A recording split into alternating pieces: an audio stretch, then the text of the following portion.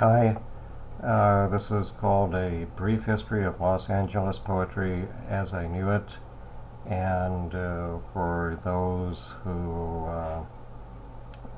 remember the scene from the 90s and the 2000s, this will be nostalgic. And if you don't, this will give you ample material to type into Google and discover for yourselves.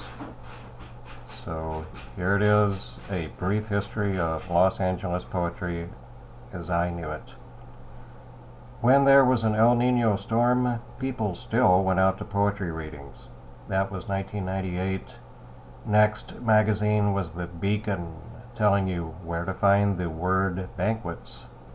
The first place I went was the Midnight Special Bookstore on Santa Monica's 3rd Street Promenade, and I went there because it was listed on the next magazine poetry calendar. Afterwards, there was politics in the air at Poetic License, poems with free Mumia messages, lots of finger snaps for a line or even a word, people filled with strong notions of what was right and wrong.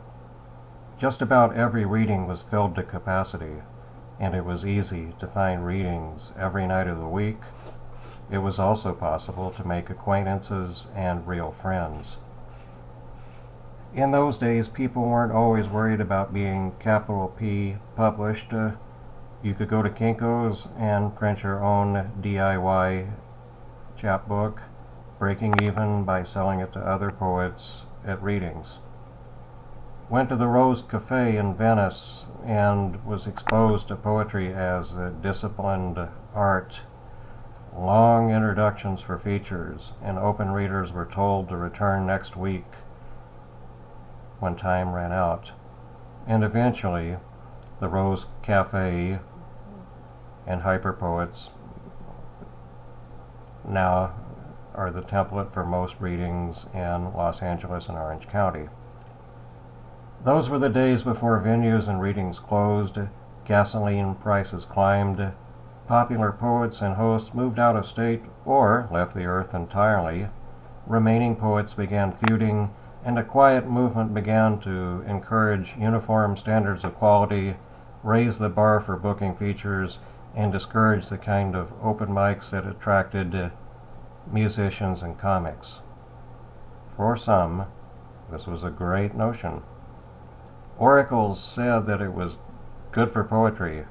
I heard phrases like layers of meaning used ad nauseum as a yardstick for poetry. And other poets said not to complain about changes in the scene or other poets themselves, for it was perceived as causing the entire scene to suffer grievously from intemperate words. And today there are fewer venues, and just a few poets with power. Some of them use it more generously than others. Recently, there was a rainstorm in Santa Monica. It wasn't as strong as an El Nino, and people did come to the reading, but not nearly as many as on a torrential night 13 years before. Thanks for listening, and have a good day or night wherever you are.